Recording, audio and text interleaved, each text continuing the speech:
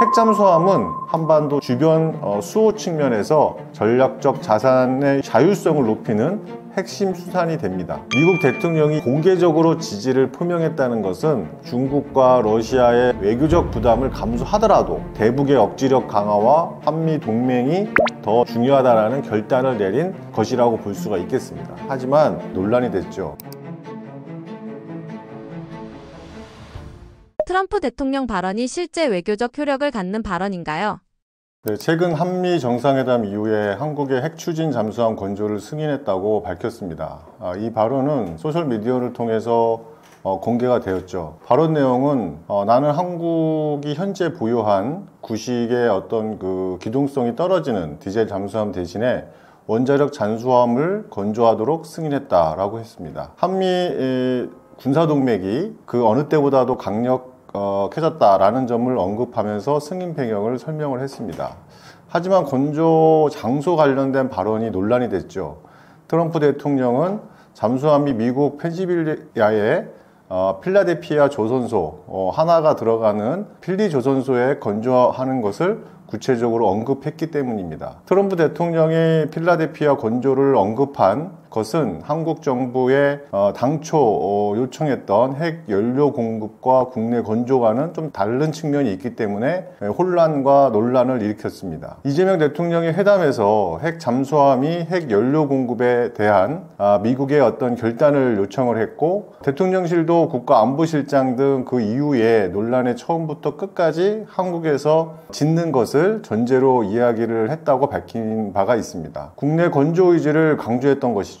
한국 정부는 선체와 원자로는 한국에서 만들고 원료는 미국에서 공급하는 방식으로 현실적인 대안을 얘기를 했습니다. 미국 내부 입장은 트럼프 대통령의 발언 이후에 미국 상무부는 미국 내 건조 입장을 고수를 하고 있고 미국 정부 내부의 조율도 진행 중이다라고 밝혔습니다. 한미 정상회담의 합의사항을 담은 공동성명 자료 발표가 핵 추진 잠수함의 건조 장소, 핵 연료 조달 등 세부 사항에 대한 조율의 문제로 좀 지연된다고 밝힌 바 있고요. 그런데 오늘 백악관에서 발표를 했습니다. 이번 회담에서 대한민국이 핵 추진 공격 잠수함에 건조하는 것을 승인했다. 미국의 연료 조달 방식을 포함해서 사업 추진을 위해 대한민국이 긴밀히 협조할 것이다 라고 밝혔기 때문에 우리가 그 핵 잠수함의 추진에 미국의 어떤 승인에 대한 여부는 달라지지 않을 것으로 보입니다. 이것들을 정리하면 트럼프 대통령은 한국의 핵 추진 잠수함 건조를 승인을 했습니다. 건조 장소에 대한 언급이 한국 측의 입장과 차이가 있어서 현재 양국 간의 세부 협의가 진행 중인 상황에 있는 것입니다. 트럼프 대통령이 발언은 미국 국내 정치와 대외 정책의 기조에 상당한 영향을 미치고 있고, 또 잠재적인 어떤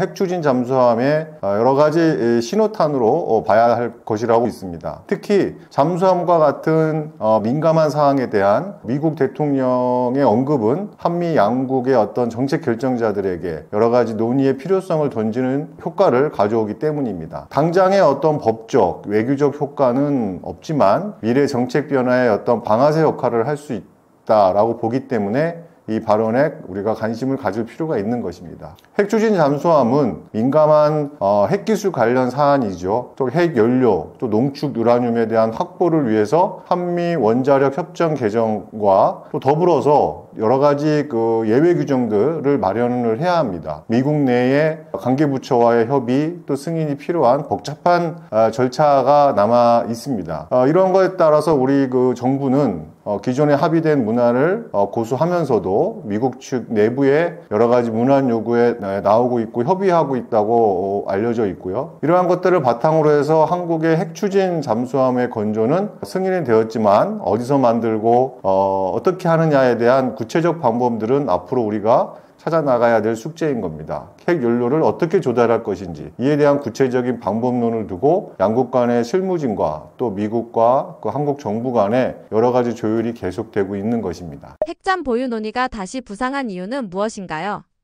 크게 두 가지 이유가 있다고 생각합니다. 그 첫 번째는 고도화된 북한의 SLBM, 즉 잠수함 발사탄 미사일이죠. 이 위협에 대한 효과적인 대응에 대한 수단이 필요한 것입니다. 더불어 킬체인의 그 해상 중심의 타격 능력 확보가 필요합니다. 북한의 핵 미사일이 위협에 대응할 수 있는 가장 효과적인 수단을 확보하는 것입니다. 북한의 핵 잠수함 발사 탄도미사일, 우리가 SLBM이라고 하는 것은 지상의 미사일 기지와 달리 위치를 예측하기 어렵고 탐지와 추적이 극도로 어렵습니다. 이는 한국의 미사일 방어체계 KAMD라고 하는 한국의 미사일 방어체계를 회피하고 기습적인 핵타격을 가할 수 있어서 가장 치명적인 비대칭 위협이라고 꼽히는 것입니다. 이 킬체인은 북한 미사일 발사 징후를 탐지하고 식별하고 결심 타격하는 일련의 타격 시스템을 킬체인의 완성이라고 우리가 말하고 있습니다. 이 핵 잠수함은 수개월간 은밀하게 적의 어떤 그 해역에 깊숙이 잠수할 수도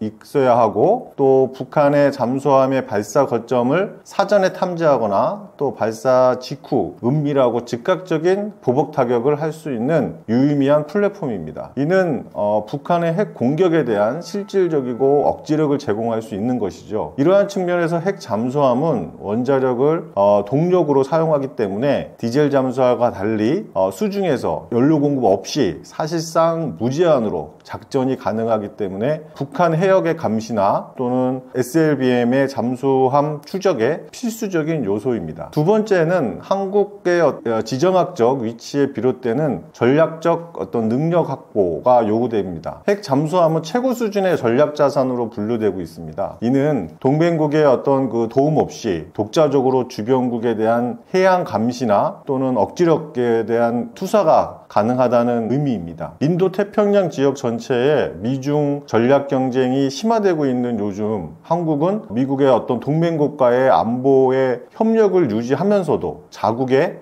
이익을 국대화하고 또 주변 강대국에 대한 어떤 대응 능력을 확보해야 하는 과제가 직면해 있습니다. 핵 잠수함은 이러한 유사시 한반도 주변 해역의 해상 교통 보호나 또는 해양 주변 수호 측면에서 전략적 자산의 자율성을 높이는 핵심 수산이 됩니다. 디젤 연료를 가지고 있는 재래식 잠수함은 배터리를 충전하기 위해 주기적으로 수명 가까이 부상해야 하기 때문에 은밀성의 유지에 대한 한계가 계속 지적되었고 작전의 기간이 짧습니다. 원자력을 추진체로 가지고 있는 핵 추진 잠수함은 원자력으로부터 동력을 얻기 때문에 장기간 어떤 수중 잠항이 가능해지고 또 압도적인 은밀성과 기동성을 자랑하게 됩니다. 훨씬 먼 거리를 고속으로 이동할 수도 있는 것입니다. 이는 우리가 주변 해역의 어떤 광대한 작전 범위를 커버하는데 굉장히 필수적인 요소가 될 수 있죠. 미중 전략 경쟁 심화 속에서 한국의 이러한 해양 안보의 전략적 자율성을 높이는 어떤 내부적 요구가 커지고 있기 때문입니다. 핵 잠수함의 은밀성, 또 장기 작전 능력, 이러한 것들은 재래식 잠수함보다 월등하고 국가 전략 자산으로 가치가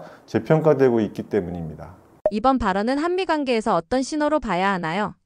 몇 가지 측면에서 살펴볼 수가 있겠는데요. 그 첫 번째로는 전략적 신호 측면에서 동맹의 어떤 강화, 그리고 전략적 자율성 증진, 이런 측면에서는 굉장히 긍정적인 측면으로 작용을 하고 있습니다. 가장 큰 신호는 대북 억지력을 강화하기 위한 동맹의 의지를 표명했다라고 볼 수도 있겠죠. 어떤 핵 추진 잠수함의 승인 자체는 북한의 고도화된 핵 미사일의 위협으로부터 대응할 수 있는 한국의 해양 기반 킬체인 능력을 인정하고 또 그것을 지원하는 강력한 신호이기 때문입니다. 이는 단순히 무기 판매를 넘어서 한미 동맹이 북한의 위협에 대한 억지력을 강화하는 방향으로 전략적 심화를 꾀하고 있음을 보여주고 있는 것입니다. 한국 핵 추진 잠수함의 보유는 한국의 어떤 독자적인 대북 억지 능력과 해양 안보의 어떤 자율성을 크게 높이는 계기가 될 겁니다. 미국이 이처럼 민감한 핵 관련 기술 협력을 승인했다는 것은 한국의 전략적 가치와 역할을 높이 평가한 결과라고도 볼 수 있겠습니다. 트럼프 대통령이 잠수함을 필라델피아 건조로 언급한 부분은 미국의 우선주의에 기조한 한미 동맹에 어떤 강력하게 작용하고 있음을 시사하고 있습니다. 그렇기 때문에 경제적, 정치적인 측면에서 미국 우선주의와 협상력의 우위에 대한 복합적 관계가 작용을 하고 있는 것도 사실입니다. 미국 국내의 경제 이익을 강조하면서 잠수함을 미국 내 조선소에서 건조를 요구하고 있는 것은 미국의 일자리 창출 또 제조업 부흥이라는 트럼프 행정부의 핵심 목표를 동맹 이슈까지 투영한 결과인 것이죠. 이는 한국의 오랜 수건 사업인 핵 추진 잠수함 확보를 미국의 어떤 경제적 이익과 연계하려는 고도의 협상 전략으로 해석될 수도 있습니다. 트럼프 대통령은 과거부터 동맹국의 어떤 방위비 분담 증액과 또 미국산 무기 구매를 강조해 왔죠. 이번 발언은 한국이 어떤 전략적 이익을 얻는 대가로 상당한 경제적 비용을 미국에 지불해야 한다는 분명한 어떤 신호의 메시지가 아닌가 저는 그렇게 생각을 하고 있습니다. 그래서 한국 정부가 국내 건조를 전제로 협상을 진행을 하는데 트럼프 대통령이 일방적으로 제3의 장소 필라델피아를 공개적으로 함으로써 여러 가지 합의 내용과 이행 방식에 대한 불확실성이 있고 또 많은 염려를 낳고 있습니다. 이는 향후에 핵연료 공급 문제 등 민감한 이슈에 대한 협상 과정에서 순탄치 않을 수 있다는 것을 신호탄일 수도 있습니다. 결론적으로 이 발언이 전략적으로 대북 억지력 강화를 위한 동맹 의지를 확인을 했지만 경제적 또 정치적으로 미국 우선주의나 반영된 협상 카드가 제시된 것으로 해석할 수가 있겠습니다. 핵잠 추진이 현실화될 경우 NPT나 국제 규제에 걸릴 여지는 없는 건가요? 네, 매우 높은 허들이 있습니다. 한국이 핵 추진 잠수함을 추진하면서 NPT 핵 확산 금지 조약의 체계 내에서 비핵무기국의 어떤 지위를 유지하면서 군사적 어떤 목적으로의 핵 추진을 인정받아야 하기 때문입니다. 이 경우에는 IAEA의 엄격한 사찰과 투명성 확보가 필수적이죠. 현실적으로 미국과 영국 그리고 호주가 협력하는 그 AUKUS의 모델처럼 동맹국과의 어떤 특정 핵기술 공유 협정을 통한 우회적인 협상 방법이 가장 현실적일 수 있습니다. 그렇지만 이 역시 중국과 러시아의 어떤 그 국제적 어떤 그 반발을 불러올 수도 있죠. 그렇기 때문에 몇 가지 측면에서 좀 구체적으로 살펴보면 NPT 및 핵연료 규제의 여러 가지 핵심의 허들이 있을 수 있습니다. 한국은 NPT 체제 내에서 핵무기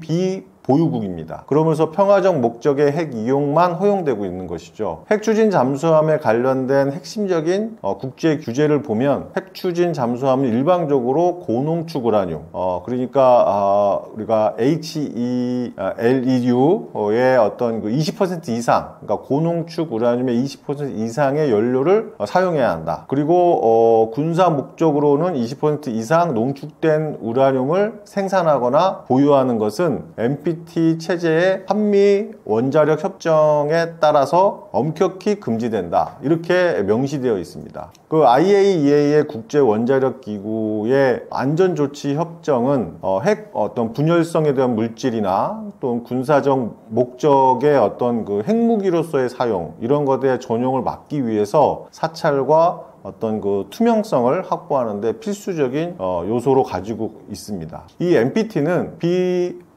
핵무기국이 군사적 목적의 어떤 핵 추진 활동을 위해서 IAEA가 사찰을 받지 않는 일부 핵물질을 사용할 수 있도록 예외로 인정하고 있는 것인데요. 그렇지만 예외로 인정하고 있지만 이런 핵물질이 핵무기로 전용되지 않도록 어떤 극도의 투명성과 엄격한 사찰을 요구하고 있습니다. 핵 연료를 제공하는 핵 보유국, 그러니까 우리로 따지면 미국과의 어떤 고강도 외교의 어떤 협정이 필수적인 사항입니다. 이러한 과정 자체가 여러 가지 정치적 부담이 큰 요소로 작용할 수 있겠죠. 그리고 우리가 바라봐야 할 것은 현실적 우회 방법입니다. 앞서 말씀드린 AUKUS 모델과 외교적 난관의 어떤 심화인데요. 현재 가장 현실적인 해결책으로 언급되는 것은 AUKUS, 즉 미국과 영국, 호주 이 3국의 어떤 그 모델과 같은 우회적 협력이 하나의 방안으로 떠오르고 있습니다. 이 AUKUS 모델의 특징은 미국과 영국이 호주에게 핵 추진 기술이 적용된 잠수함을 제공을 하고 또 핵 보유국으로부터 봉인된 핵 연료를 공급받아서 잠수함을 장착하는 겁니다. 호주는 핵물질을 직접 농축하거나 재처리하지 않고 미국이나 영국이 핵잠수함을 제작을 해서 그 핵연료를 장전해서 제공하는 것이죠. 호주가 핵물질 사찰의 의무를 우회할 수 있도록 허용하는 새로운 선례를 만들었던 예이기도 합니다. 이러한 측면에서 한국은 여러 난관을 극복해야 할 요소가 있습니다. AUK, US의 어떤 모델처럼 미국이 비핵 보유국의 핵 기술을 제공하는 것은 매우 이례적인 경우입니다. 한국이 이를 적용받으려면 한미 원자력 협정을 개정하거나 또는 특별한 예외 조항을 신설해야 하기도 합니다. 호주와는 달리 한국은 중국과 러시아, 북한과의 국경을 맞대고 있습니다. 이는 지정학적인 여러 가지 요충지로 작용을 하고 있죠. 한국의 핵 추진 기술을 제공하는 것은 이들 국가에게 강력한 핵 확산 신호를 비칠 수도 있고, 또 제시된 내용처럼 중국과 러시아 등의 국제적 반발을 불러올 가능성이 매우 높습니다. 트럼프 대통령이 필라델피아 건조 발언했던 것처럼 또 미국의 어떤 기술과 또 연료를 독점적으로 제공하고 통제하는 경우 한국은 국내 건조를 통한 기술의 어떤 자립과 또 전력화 시점에 대한 큰 여러 가지 리스크로 작용할 수 있습니다. 그렇기 때문에 핵 추진 잠수함의 어떤 추진은 NPT와 IAEA의 안전조치라는 국제적 어떤 법적 허들을 넘는 것뿐만 아니라 미국과의 어떤 고강도 협정과 주변국 간의 외교적 반발, 삼중의 난관을 극복해야 하는 복잡한 외교적 어떤 기술적 과제가 남아 있습니다. 한국이 독자 추진한다면 기술적 정책적 허들은 어떤 부분이 있나요? 네, 독자적으로 추진한다면 기술적 허들 측면에서는 고농축 우라늄이 아닌 저농축 우라늄을 사용하는 원자로에 대한 설계, 또 소형화 기술, 또 그리고 이를 잠수함에 탑재하고 안전하게 운영하는 기술이 필요합니다. 정책적 허들은 원자로 연료인 저농축 우라늄에 대한 확보와 또 공급망에 대한 구축, 그리고 이를 위한 한미 원자력 협정 개정이 필요합니다. 특별 조항도 마련해야겠죠. 독자 추진은 막대한 비용과 시간이 소요될 뿐만 아니라 국제적 외교적 마찰의 비용도 감수해야 합니다. 그러기 위해서 우리가 기술적 허들 측면에서는 가장 큰 기술적 난관은 잠수함용 원자료 설계와 핵 연료의 확보입니다. 고농축 어떤 소형 원자로 설계의 건조 측면에서 핵 추진 잠수함은 선체 내부에 잠수함 운용에 필요한 모든 장비와 무장을 넣어야 하고, 원자로는 극도로 작고 또 가벼우면서 동시에 높은 출력을 내야 합니다. 한국은 경수로 발전소 기술을 보유하고 있습니다. 하지만 잠수함에 필요한 초소형 고밀도 원자로 설계와 안정적인 어떤 검증 경험은 없죠. 그렇기 때문에 잠수함의 어떤 생존성을 위해서 원자로와 터빈에 발생하는 어떤 소음을 극도로 제어하고 또 소음을 흡수하는 차폐제를 개발하는 기술도 필요합니다. 핵추진 잠수함의 어떤 건조의 최고 긴밀한 기술로 분류되는 것은 독자적 개발에 대한 상당한 시간과 비용이 소요되기 때문입니다. 그리고 우리가 고농축 핵 연료 확보와 처리의 문제에서도 기술적인 측면에 대한 여러 가지 허들이 될 수 있고 극복해야 할 과제입니다. 핵추진 잠수함이 장기간 운용되면서 20% 미만의 저농축 우라늄을 사용하더라도 핵 잠수함용으로 특화된 고밀도 고성능 핵 연료가 필요합니다. 만약에 일방적인 어떤 20% 이상의 고농축 우라늄이 사용되게 된다면 한국은 이를 생산할 수 있는 농축 시설이 없고, 또 이는 곧 핵 확산 금지 조약 위반이 될 뿐만 아니라 한미 원자력 협정 위반에 직결되기 때문입니다. 그래서 사용된 핵 연료는 고준위의 어떤 폐기물을 안전하게 처리를 해야 합니다. 재래식 원전과 달리 핵 추진 잠수함의 어떤 원자료에 어떤 특수 시설 설계가 필요한 이유입니다. 이 연료를 안전하게 교체하고 또 재처리하는 기술, 또 이런 시설을 독자적으로 운영할 수 있는 기술, 이러한 것들이 기술적으로 필요합니다. 또 이러한 측면뿐만 아니라 정치적, 외교적 여러 가지 동맹국과 주변국들 간의 어떤 관계적인 측면들도 우리가 고려해 보아야 할 중요한 측면이죠. 독자 추진은 국제 규제 위반의 논란을 넘어 한국의 어떤 외교나 안보 정책의 근간을 흔들 수도 있습니다. 그 이유는 한미동맹의 균열과 원자력 협정의 위반 측면입니다. 한국의 모든 핵 활동은 한미 원자력 협정에 의해서 규제됩니다. 이 협정은 한국의 핵물질을 재처리하거나 농축하는 것은 사실상 막고 있습니다. 미국의 어떤 승인 없이 독자적으로 핵추진 잠수함용 연료를 생산하려 한다면 동맹 관계에 심각한 균열을 일으키게 되고 또 협정 위반이라는 외교적 부담을 안게 됩니다. 국제적 사회의 제재와 고립에 대한 측면도 고려해 볼 필요가 있습니다. 독자적으로 핵추진 잠수함이 추진되면 농축이나 재처리를 시도할 경우에 국제사회로부터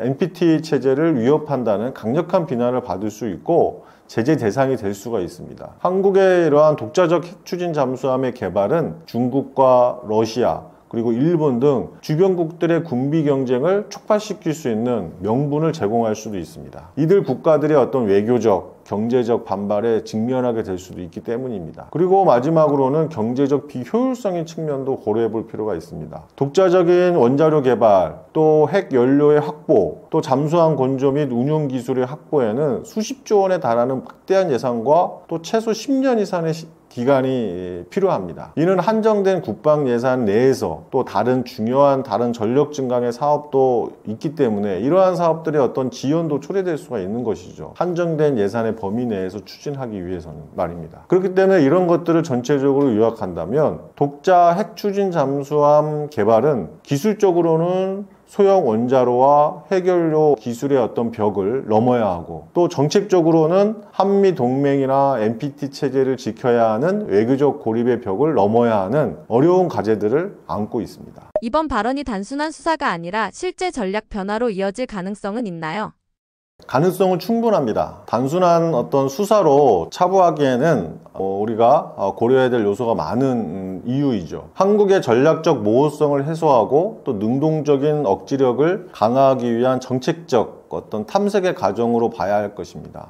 다만 실제 전략 변화로 이어지기는 어려울 것으로 보입니다. 한미 간의 고위급 전략 협의와 또 국내 언론의 합의 그리고 국제사회의 이해와 지지를 얻는 과정이 선행되어야 하기 때문입니다. 트럼프 대통령이 필라델피아에 건조하는 발언들은 미국 내 경제적 이익을 직면해서 내세웠지만 이는 핵 추진 잠수함의 민감한 전략 자산의 확보에 대한 한국의 어떤 비용 지불의 의지를 전제로 승인했다는 것을 의미합니다. 일단 최고 지도부 차원에서의 어떤 거래가 성립된 이상 단순한 어떤 공약으로 끝나기는 어렵습니다. 핵추진 잠수함은 NPT의 체제와 미중 경쟁이라는 매우 민감한 외교적 사안이 같이 맞물려 있다고 봅니다. 미국 대통령이 이 문제에 대해서 공개적으로 지지를 표명했다는 것은 중국과 러시아의 어떤 그 반발의 외교적 부담을 감수하더라도 대북의 억지력 강화와 동맹의 이익이 더 전략적으로 중요하다라는 결단을 내린 것이라고 볼 수가 있겠습니다. 그래서 이 핵추진 잠수함의 개발의 승인이라는 발언은 대북 억제 전략의 필요성과 또 트럼프 대통령의 어떤 결단이 결합된 결과입니다.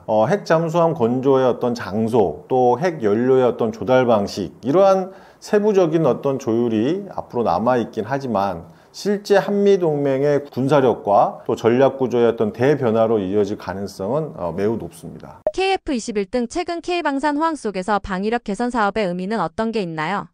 네, 최근 K방산의 그 호황은 과거 어떤 수요자 중심이었던 방위력 개선 사업의 이제는 수출 선도의 구조로 바뀌고 있습니다. 이러한 것은 K21의 대형 국산화 사업이 단순의 어떤 국방력의 강화를 넘어서 국내 기술력의 검증의 무대이자 미래의 어떤 수출 경쟁력의 핵심 동력이 되고 있는 겁니다.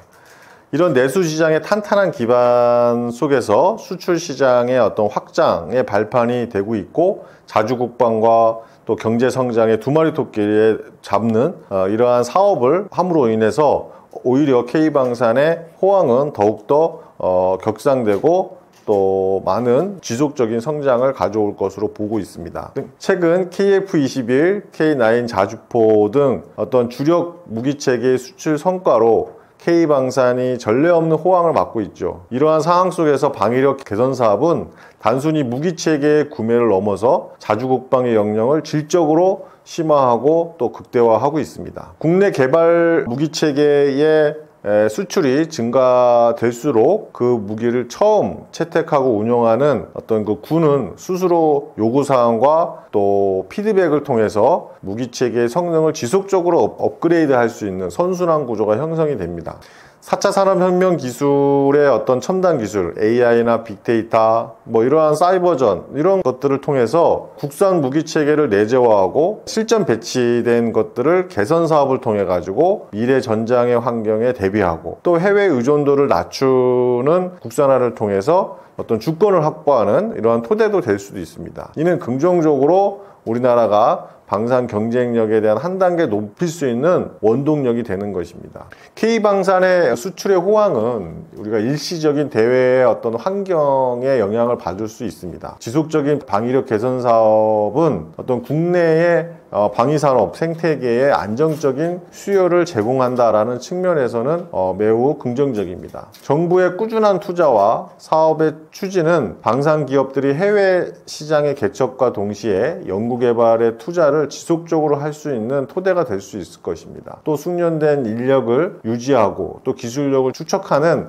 기반이 될 수가 있습니다. 이러한 것들은 국내 기업들이 곧 개발한 무기체계의 성능에 신뢰성을 가져갈 수 있고 또 국내에서 충분히 검증한 후 해외 시장에 선보일 수 있는 레퍼런스의 역할을 할 수가 있게 됩니다. 즉 방위력 개선 사업은 단기적인 어떤 수출 실적을 넘어서 방위 산업의 미래에도 혁신을 가져올 수가 있고 국가 성장의 동력으로 역할을 지속적으로 할 수가 있고 또 핵심적인 어떤 지속 가능한 성장 동력을 의미를 합니다. KF-21의 수출 실적을 위해 카이 정부의 역할은 어떠한가요?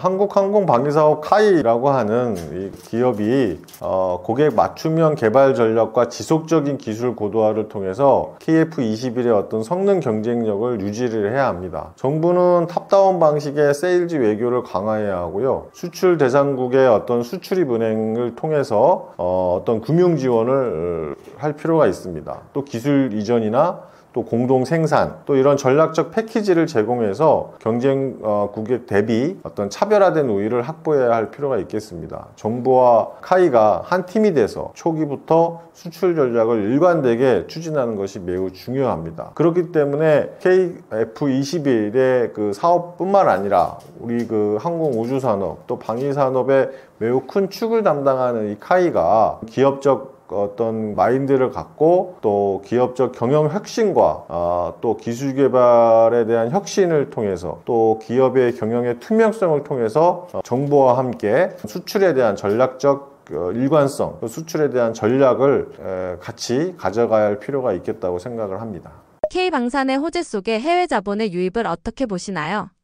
긍정적인 신호이지만 또 신중한 접근이 필요하다고 저는 생각을 하고 있습니다. 해외 자본의 유입은 K방산의 성장의 잠재력과 또 기술력이 국제적으로 인정받았다라는 의미일 수 있습니다. 이는 기업의 어떤 자금 조달과 또 투자의 활성화에 기여할 수 있겠습니다. 그러나 핵심 기술에 대한 유출 방지 그리고 경영권의 안정성을 해치지 않는 선에서의 여러 가지 관리 또 정부는 이러한 전략 물자와 핵심 기술의 어떤 보호를 위한 외국인 투자 심사 제도를 철저히 운영해야 합니다. 제가 최근에 쓴 컬럼에 K방산 수출 봄의 역설 외국 자본의 유입은 기회인가 위기인가에 대한 내용에 보면 K방산의 수출 호황과 외국 자본의 유입은 여러 가지 양면성이 있습니다. 긍정적인 측면은 방산 혁신의 가속적인 역할과 글로벌 시장의 어떤 진입에 큰 역할을 할 수 있다라는 측면에서는 매우 긍정적인 측면입니다. K방산의 어떤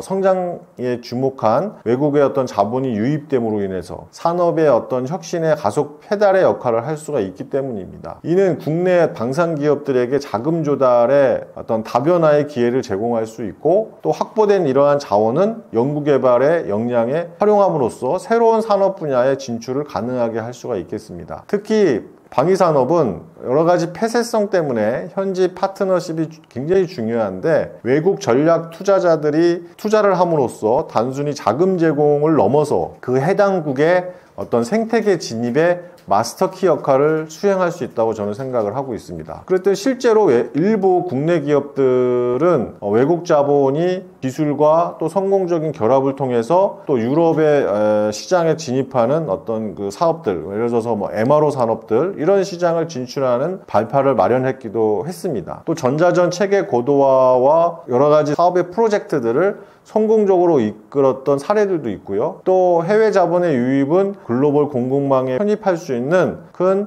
발판으로 활용할 수가 있겠습니다. 그러나 이러한 긍정적인 측면만 있는 것이 아닙니다. 핵심 기술의 유출 그리고 공급망의 통제에 대한 위험도 함께 상존하고 있는 것입니다. 외국 자본의 유입 이면에는 국가 안보를 위협하는 보이지 않는 지뢰밭이 존재한다고 저는 생각을 하고 있습니다. 가장 심각한 우려는 국가 핵심 기술인 방산 기술이 우회적으로 유출될 수 있다는 점입니다. 더 위험한 문제는 이런 외국 투자 자본으로 인해서 핵심 부품이나 전략 물자를 다루는 협력업체들이 경영권이 해외로 넘어가는 경우 굉장히 심각한 문제로 작용할 수 있겠죠. 이는 평시에는 문제가 없더라도 유사시 군수 지원의 결정적인 차질을 초래할 수가 있다고 저는 생각을 하고 있습니다. 제가 최근에 쓴 이런 칼럼 내용에 외국 자본이라는 이 양날의 검을 현명하게 그걸 다루고 효율적인 측면을 가져가기 위해서는 여러 가지 대안이 필요하겠습니다. 그 대안으로는 K방산의 혁신적인 성장에 지속적인 해외 자본 유입을 지체하고 막을 수는 없습니다. 따라서 성장과 안보를 병행하는 이중 안정장치가 전략적으로 구축이 돼야 된다고 보고 있습니다. 국방기술보호법 그리고 외국인 투자촉진법 이러한 국가 핵심 기술과 방산 물자에 대한 외국인 투자 제한 기준들을 더 구체적으로 또 예측 가능하게 명확하게 해야 합니다. 특히 단순한 어떤 지분 투자라도 이런 경영 참여의 의도가 있거나 핵심 부품의 공급망에 영향을 미칠 수 있는 투자자는 국방부와 산업부가 함께 부처 합동으로 심의하는 통합안보심의기구를 통해서 까다롭게 심사해야 합니다. 국내 방산 생태계에 강화하기 위해서 국내 자본 투자를 유도를 해야 합니다. 해외 자본에 앞서서 국내 자본이 방산 분야에 적극적으로 투자할 수 있는 방산 특화 펀드 조성이 돼야 되고, 이를 투자하는 경우에는 세제 혜택을 주든지 인센티브를 확대해야 합니다. 방산의 중소기업들이 기술 유출을 방지하고 기술을 보호하기 위해서 법률적, 재정적 지원을 강화해야 하고, 또 기술적으로 우수한 국내 기업들이 해외 자본의 어떤 단기적 유혹에 넘어가지 않도록 우리가 국내 자본이 투입이 돼서 장기적인 어떤 경쟁력을 확보할 수 있는 토양을 마련해야 합니다. 해외에서 K방산이 가성비가 장점인데 지속적인 방산 성장을 위해 가성비만이 답인지 어떤 전략이 필요하다고 보시나요? 가성비는 초기 시장 진입의 핵심적인 무기가 될 수 있습니다. 하지만 지속 성장을 위해서는 긍정적인 답은 아니다라고 저는 생각을 하고 있습니다. 장기적인 성장을 위해서는 스텔스, 그리고 AI, 또 무인화, 극소음 기술들, 이러한 미래 기술들의 어떤 초격차를 확보를 해야 되고요. 신뢰성 기반의 어떤 장기적인 파트너십, 그리고 신속하고 안정적인 어떤 후속 군수 지원이 필수적입니다. 특히 고객 국가들의 어떤 자국 방산 역량을 강화하는 것을 돕고 기술 협력 모델을 제시를 하는 이러한 단순한 판매가 아니라 전략적 동반자의 어떤 위상을 구축할 필요가 있습니다. 제가 가성비의 굴레를 넘어서 K방산의 프라이스 디코딩 전략을 써야 된다라고 주장을 하고 칼럼을 쓴 적이 있습니다. 가성비 굴레를 넘어서 K방산의 지속 가능한 성장 전략을 위해서는 몇 가지 고려해야 될 사항이 있는데요. 그 중에 가성비에 매몰되는 것이 아니라 미래 혁신을 저해하는 요소들을 극복해야 합니다. K방산이 해외 시장에서 큰 성공을 거두는 핵심 동력은 우수한 품질에 대한 합리적인 가격을 갖추는 가성비였습니다. 이는 후발주자로부터의 시장에서 진입하는데 결정적인 어떤 그 이점으로 우리에게 작용을 했지요. 이러한 가성비에만 매몰되는 것은 우리가 여러 가지 굴레에 함정에 빠진다라고 저는 생각을 하고 있습니다. 낮은 가격에 의존하게 되면 기업은 필연적으로 연구개발에 대한 재투자에 대해서 충분한 마진을 확보하기 어렵습니다. 이는 결국에 미래 첨단 무기 개발에 필요한 혁신 동력을 약화시킬 수 있고 장기적으로는 중국 등 저가 경쟁국의 시장을 내줄 수도 있습니다. 물론 여러 가지 외교적 관계 때문에 이런 역학적 관계가 있긴 하지만요. 그렇기 때문에 지속 가능한 어떤 성장을 위해서는 단순히 싸게 파는 전략에서 벗어나야 된다고 저는 생각을 하고 있습니다. 그리고 이를 위해서는 프라이스 디코딩 전략이 필요하다라고 저는 제안을 하고 있습니다. 이러한 것들을 위해서는 새로운 전략이 필요하다고 봅니다. 여러 가지 패러다임의 변화가 필요한 것이죠. 제가 제안하는 것은 프라이스 디코딩으로의 전환입니다. 지속 가능한 성장을 위한 새로운 전략은 프라이스 디코딩으로 전환을 해야 된다고 생각을 합니다. 방위산업도. 이는 단순한 가성비를 넘어서 가격에 포함된 숨겨진 가치를 고객에게 명확히 전달하고 설득하는 전략입니다. 수입국은 고객이 최종적으로 구매하는 것은 무기체계 그 자체가 아니라 무기체계를 최적의 상태로 운영하고 안보를 유지하는 종합 솔루션이라는 인식을 심어줘야 합니다. 이 가치는 고장 시에 즉각적인 기술 지원, 또 예비 부품 공급 보장, 또 운용 인력에 대한 교육, 이러한 경쟁국이 제공하기 어려운 총체적인 어떤 서비스, 또 파트너십, 이러한 가치들을 평가를 받아야 되고 포함을 시켜야 된다는 것입니다. 장기적인 파트너십 구축을 위한 여러 가지 핵심적인 역할로 이 프라이스 디코딩 전략을 성공적으로 이끌기 위해서는 국제적인 핵심 전략인 장기 파트너십 구축이 함께 가져야 한다고 저는 생각을 하고 있습니다. 초기 인도 이후에도 최소 30년 이상 보장하는 정비 서비스라든지 또는 기술 이전 또는 안정적인 부품 공급망을 제공해서 고객이 무기 운용의 안전성을 극대화할 수 있다고 생각을 하게 된다면 나중에 후방 산업의 기반에 취약한 개발도상국은 가격보다는 더 중요한 결정적인 구매 요인이 될 수 있다고 저는 생각을 합니다. 단순히 물건을 파는 것을 넘어서 현지의 생산시설을 구축하거나 기술을 이전해서 수입국이 자주국방의 역량을 강화하고 실질적으로 기여하는 방안을 모색해야 한다고 저는 생각을 합니다. 이러한 호혜적인 산업협력은 단기 계약을 넘어서 지정학적, 경제적 이런 프리미엄 가치를 창출할 수 있는 K방산의 여러 가지 단순한 판매가 아니라 국가 간의 전략적 동반자로서의 자리매김을 할 수 있는 궁극적인 전략이 될 수 있다고 생각을 합니다. 그래서 지금 K방산의 장점인 가성비, 이것은 초기 시장의 진입에 매우 중요한 요소로 작용했던 것이 사실입니다. 그리고 우리 무기체계의 큰 장점이기도 합니다. 그러나 앞으로의 지속 가능한 K방산의 수출을 위해서는 이 가성비에만 매몰되어서는 안 된다라고 생각을 하고 있습니다. 그러기 위해서 제가 제안한 프라이스 디코딩과 같은 이러한 전략들은 함께 고민해 보면서 K방산의 어떤 패러다임을 바꾸는 전략적 고민들을 이제부터 시작해야 된다고 저는 생각을 하고 있습니다. KF21이 국내 항공산업에 가져온 변화는 무엇인가요?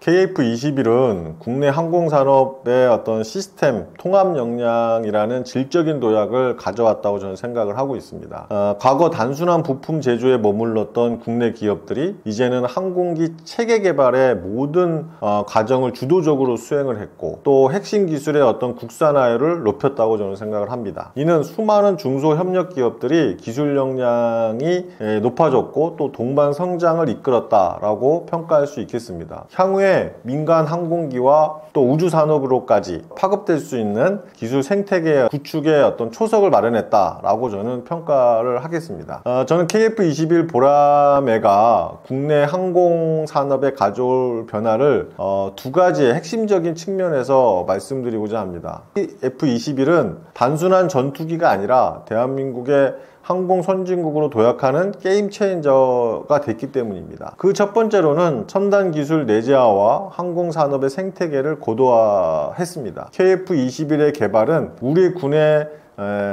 전력 강화뿐만 아니라 국내 항공산업의 기술적 자립도를 비약적으로 끌어올린 결정적인 계기가 됐다고 봅니다. 이전에는 해외 기술에 의존해왔던 항공 전자전 쪽, 이거는 에이비오닉스에 의존해왔죠. 이러한 것들을 A상 레이더, 능동전자 주사식 위상 배열 레이더, A상 레이더와 같은 핵심 기술을 국내 기술로 개발하고 통합하는데 성공했던 것은 그 예가 될 수 있습니다. 이러한 과정에서 수십 년간 축적된 설계, 또 해석, 체계 통합의 기술, 이러한 것들은 국내에 뿌리 내렸고 이 수많은 협력 업체들이 포함됨으로 인해서 항공산업의 생태계 전체의 기술 수준을 한 단계 높인 결과를 낳았다라고 볼 수가 있겠습니다. 단순 조립국을 넘어서 세계적인 수준의 어떤 첨단 항공기술 수준으로 설계하고 제작해서 또 여러 가지 항공기 개량에 대한 능력까지 확보함으로써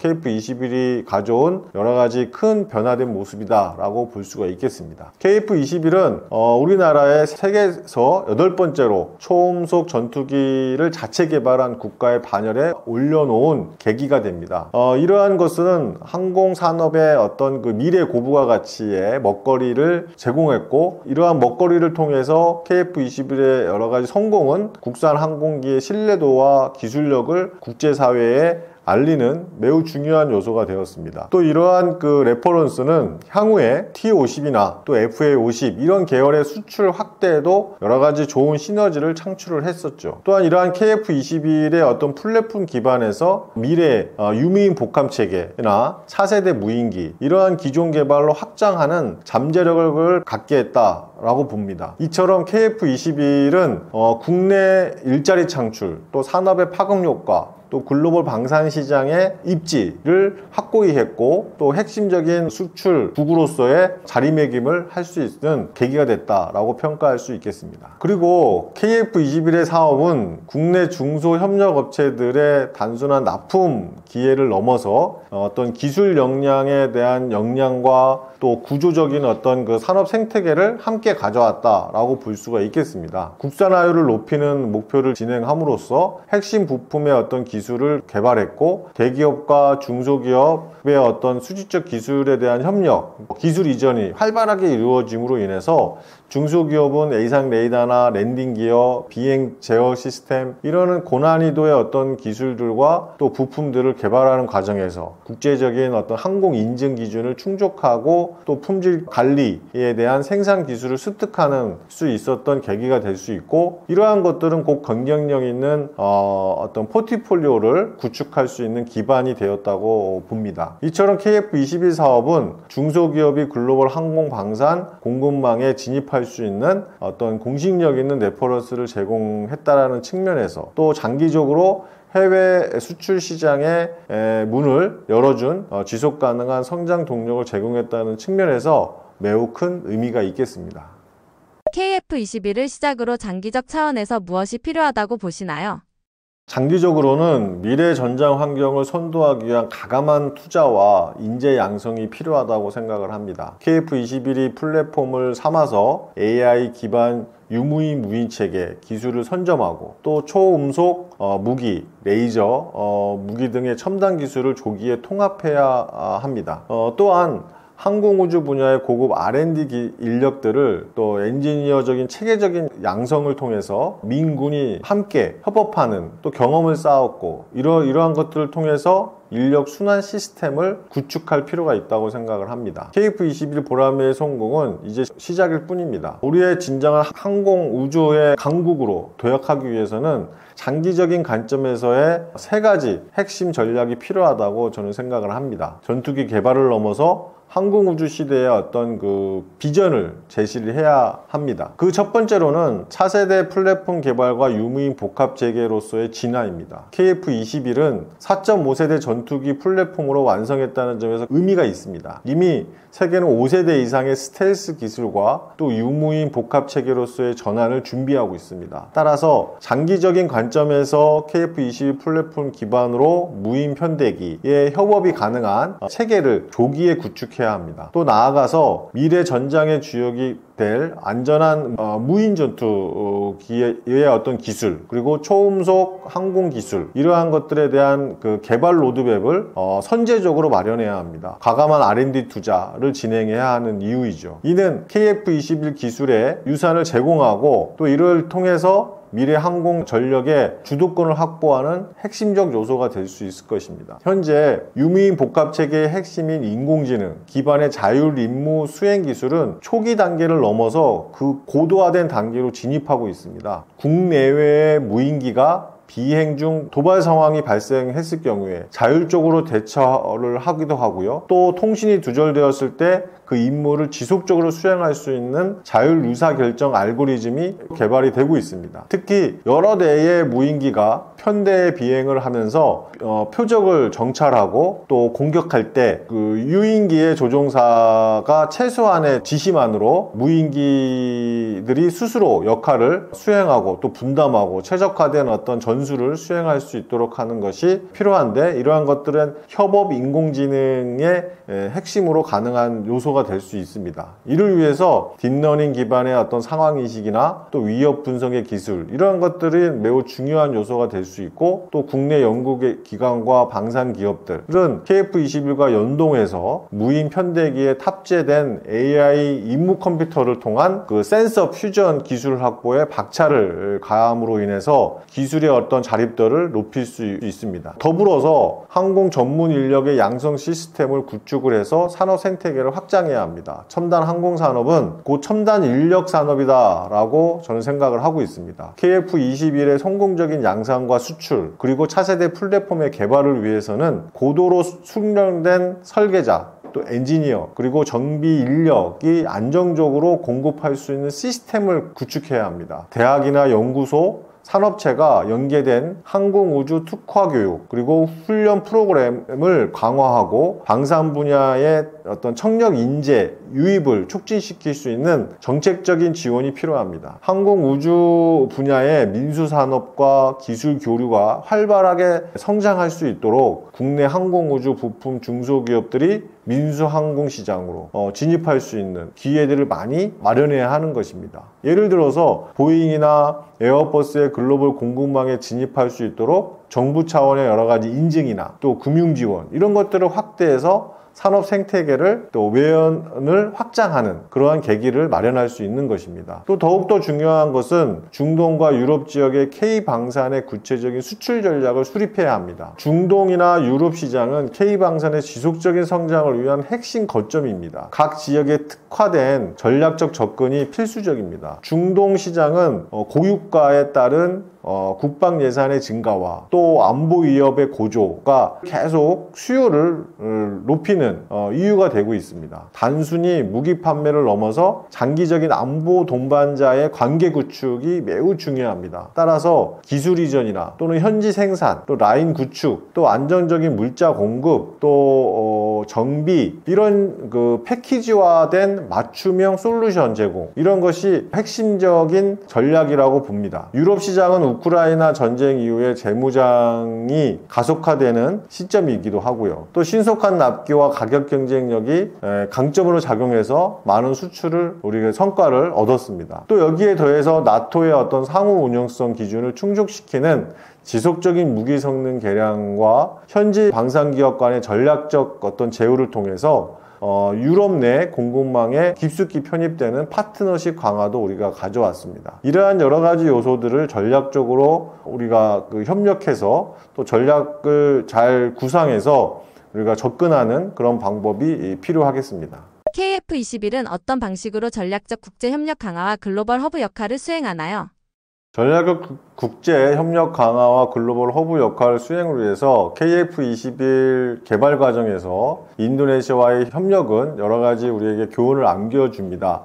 기술적, 정치적 측면에서 많은 교훈을 남겨주고 있죠. 장기적인 관점에서는 수출 대상국을 단순히 고객이 아닌 전략적 파트너로 인식하고 상호 호혜적인 기술 협력과 공동개발 모델을 더욱 정교하게 발전시켜 나가야 합니다. 특히 한국이 강점을 가지는 총체적 생애주기 지원, 그리고 국산화 지원 능력, 이러한 것들을 바탕으로 해서 아시아와 중동 지역의 KF-21을 중심으로 한 지역 항공 방산 허브 역할을 수행을 해야 합니다. 이를 통해서 단순 무기 수출국을 넘어서 글로벌 안보 협력의 어떤 중심축으로 자리매김하는 것이 매우 중요합니다. KF-21 이후에 대한민국이 지향해야 할 장기적인 비전이기도 합니다. 이를 위해서 K방산이 지속적인 성장을 위해서는 단순한 무기 판매국을 넘어서 전략적 국제협력의 파트너로 자리매김을 해야 합니다. 이는 무기 수출의 이후에도 수입국과의 장기적인 동방 성장 목표를 하는 호혜적인 관계를 의미합니다. 특히 방산기술 이전이나 현지 생산, 시설 구축, 이러한 실질적인 산업에 대한 도움을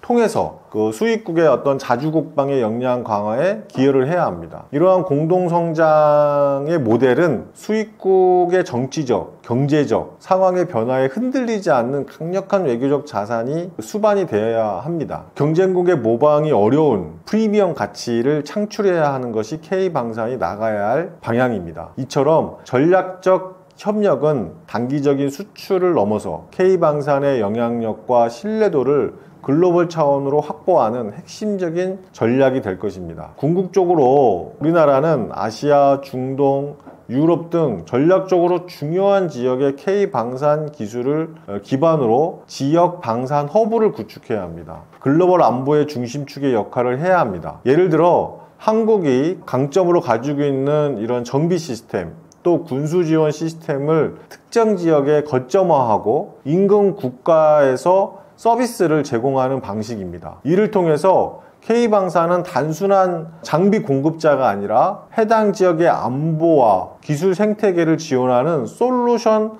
프로바이더의 역할을 해야 한다고 저는 생각합니다. 그래야만이 K방산의 위상이 높아지고 또 K방산의 수출의 성과를 얻을 수가 있습니다. 또 장기적인 성장 생태계를 만들 수 있다고 저는 생각을 합니다. 이러한 역할 수행은 지정학적인 어떤 중요도도 높이는 동시에 국제사회의 우리나라의 어떤 사회적 책임, 그리고 일관성 있는 K방산의 성장, 이러한 것들을 같이 가져옴으로 인해서 경제성장과 국가 위상을 함께 높일 수 있는 전략이 될 것입니다.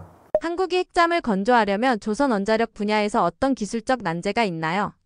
가장 큰 기술적 난제는 소형화 및 안정성이라고 생각을 합니다. 잠수함용 원자로는 지상 발전소하고는 달리 극히 좁은 공간에 탑재돼야 되고, 또 자망 중에 어떤 충격이나 진동, 또 경사, 이러한 가혹한 환경에서 안정적으로 작동해야 합니다. 특히 장기간 무보급의 운항을 위해서 핵연료의 고밀도화, 또 장주기 운전 기술, 그리고 소음 저감을 위한 펌프, 그리고 냉각 시스템, 또 저소음 기술, 이러한 것들이 핵심 기술적 난제라고 볼 수가 있겠습니다. 원자력 기술의 자체보다 이를 위한 해양 플랫폼의 어떤 것을 통합하는 시스템 엔지니어링 역량이 관건이라고 봅니다. 원자력 분야의 핵심 난제로 본다면 소형 원자로와 핵 연료의 기술인데, 가장 큰 기술적 허들은 잠수함에 탑재한 원자료의 어떤 소형화, 또 고성능화라고 생각을 합니다. 한국은 대형 발전용 원자로의 기술을 보유했으나 잠수함의 어떤 좁은 공간에 들어가게 하면서 고출력을 내고 장기간 연료를 교체 없이 운용 가능한 초소형, 또 고밀도, 또 원자로 설계와 안정성 검증, 이러한 기술들은 아직 부족한 상태입니다. 또한 원자로의 어떤 수명 동안에 사용할 수 있는 고성능 핵연료 제조의 기술, 또 시설, 이런 것들이 없기 때문에 독자적인 농축 및 재처리, 이러한 기술이 NPT나 한미 원자력 협정 위반으로 직결될 수 있습니다. 그렇기 때문에 핵연료의 확보는 어떤 기술적 문제 이전에 여러 가지 외교적 난관이 있는 요소입니다. 조선 분야에서는 핵 잠수함의 생명인 은밀성을 확보하는 것이 최고의 난이도 및 기술입니다. 원자력 추진의 기관이 디젤 엔진보다는 훨씬 크고 또 지속적인 소음을 발생시키기 때문에 이 소음을 극저음 소음으로 낮추는 복합 방진 기술, 그리고 저소음 터빈, 펌프류 같은 것들이 추가적으로 개발해야 굉장히 필수적인 요소입니다. 이와 함께 거대한 원자로 시스템을 어떤 협소한 선체 내부에 완벽하게 배치를 시키고, 그리고 방사능 차폐 기능을 확보하는 이런 시스템, 그리고 깊은 어떤 수심에서 운영 가능한 어떤 고압 선체 제조 기술 역시 우리가 넘어야 할 기술적 내용이라고 볼 수가 있겠습니다. 그리고 이러한 것들을 총체적으로 살펴보면 이러한 개발 기술 난제들을 종합해 볼 때 한국이 독자적으로 핵 추진 잠수함을 추진하는 것은 사실상 어려울 수 있습니다. 하지만 기술과 핵 연료를 외부에 의존을 하고, 그리고 핵 기술 주변 확보에 어떤 제약이 따른다면 이 잠수함의 성능 또 운용의 유용성 이러한 것에 영향을 받게 됐기 때문에 완전한 독자 개발을 시도할 경우에는 막대한 예산과 또 많은 어떤 10년 이상의 시간이 소요됩니다. 이러한 것들을 모든 과정들을 어떤 국제 규범 내에서 이루어져야 하기 때문에 이들의 이러한 부담들을 줄이기 위한 여러 가지 방안들을 모색할 필요가 있겠습니다. 사업 참여 가능한 기업은 어떻게 되며 함정 사업의 발전을 어떻게 보시나요? 조선 분야에서는 HD 현대중공업 그리고 하나오션 이러한 대형 방산 조선소가 당연히 주축이 될 것입니다. 원자력 분야에서 한국원자력연구원 또 두산 에너빌리티 원자로 설계를 담당할 수 있겠고요. 또 제작에 이러한 경험이 있는 기업들이 함께 여러 가지 개발에 중요한 참여 그룹이 될 수 있겠습니다. 특히 중소형 모듈 원자료 SMR의 기술을 보유를 했거나 또 개발 중인 어떤 기업들이 참여하는 것은 굉장히 필수적인 요소가 될 수 있겠습니다. 핵추진 잠수함의 이 사업은 단순한 함정 건조를 넘어서 극저소음 그 다음에 고효율 추진, 그 다음에 첨단 센서 이런 미래 함정의 기술들을 선도하는 기술 집약적 함정 사업의 어떤 발전을 촉진할 수도 있기 때문에 여러 가지 요소들을 우리가 함께 고려해서 핵추진 잠수함을 우리가 구축하고 또 함정 사업의 발전에 기여할 수 있도록 다각적 노력을 함께 해야 할 필요가 있겠습니다. 이를 위해서 핵 잠수함 건조는 조선과 방산 분야의 대형 기업들이 주도를 할 것입니다. HD 현대중공업, 하나오션, 또 한국의 어떤 기존 잠수함 건조했던 사업 장보고 3 사업을 이끌어 왔기 때문에 충분히 건조 기술에 대한 것들은 우리가 문제없이 할 수 있을 거라고 봅니다. 특히 하나그룹은 미국 펜실베니아의 하나 필립 조선소를 인수를 했고 또 트럼프 대통령이 언급한 건조 장소와도 연관이 되고 있죠. 이들 기업들의 어떤 선책에 대한 설계, 건조, 또 시스템의 어떤 통합 이런 것들은 담당할 수 있고 충분히 가능하다고 봅니다. 또 하나 에어로스페이스와 같은 계열사들이 추진기관과 같은 또 핵심 부품을 개발에 참여하는 것도 가능성이 높다고 볼 수가 있겠습니다. 핵 추진 잠수함의 핵심인 원자로 및 핵연료 관련 기술에는 한국 수력 원자력과 같은 국내 원자력 기술을 보유한 공기업이 필요가 있습니다. 또한 관련된 대학과 연구기관이 참여하는 것도 굉장히 중요한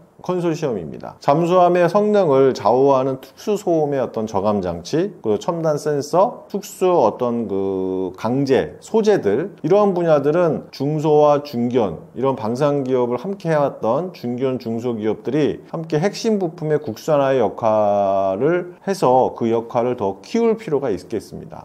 다만 원자로의 어떤 기술 또 핵 연료에 대한 것들은 미국의 협력 여부에 따라서 기술 이전이나 또는 조립 형태의 참여도 제한될 가능성이 높기 때문에 역할에 대한 확대 또 역할에 대한 분장 이러한 것들을 사업 추진하면서 통합적으로 고려할 필요가 있겠습니다. 핵추진 잠수함의 추진은 한국 함정 사업의 전체로 봤을 때 첨단화하는 계기가 될 것입니다. 군은 어떤 북한의 SLBM의 위협에 효과적으로 대응할 수 있는 전략 자산인 핵추진 잠수함을 확보하게 되는 것이고요. 또 이는 독자적인 해양 억지력을 강화하는 핵심적 축이 될 것입니다. 장기적으로는 핵추진 잠수함의 건조 과정에서 획득한 소형 원자로 기술, 소음 제어 기술, 특수 통합 기술 이러한 것들은 차세대 한국형 구축함과 같은 다른 함정 사업과 또 민간 소형 모듈 원자로 사업 등 이러한 여러 가지의 함정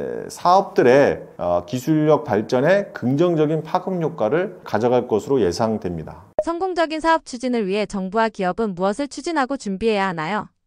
핵 연료 확보와 국제적 규제 해결을 위한 최고 수준의 외교력을 가져야 합니다. 그리고 두 번째로는 사업의 장기적인 안정성을 보장하기 위해서 예산의 지속적인 확보가 필요합니다. 그리고 총괄 관리 시스템을 구축해야 합니다. 기업은 독자적인 잠수함 플랫폼 설계와 통합 역량을 고도화하고 국제 표준에 부합하는 원자력 안정과 또 품질의 어떤 관리 시스템을 선제적으로 구축해야 합니다. 핵심은 장기적 관점에서의 일관된 정책과 기술의 어떤 혁신을 위한 정부와 기업의 파트너십이 매우 중요하게 될 것입니다. 정부는 외교와 정책적 난관을 극복하는 데 집중해야 합니다. 그러기 위해서 핵 연료 공급 및 건조 장소에 대한 한미 간의 최종 합의를 조속히 도출을 하고 또 공동 설명 자료를 확정해야 합니다. 이를 위해서 NPT 한미 원자력 협정 규제를 우회하고 핵 연료를 안정화할 수 있도록 확보하는 것이 매우 중요하고, 미 정부와의 어떤 정부와 또 미 의회와의 고도의 외교 협상력을 발휘해야 합니다.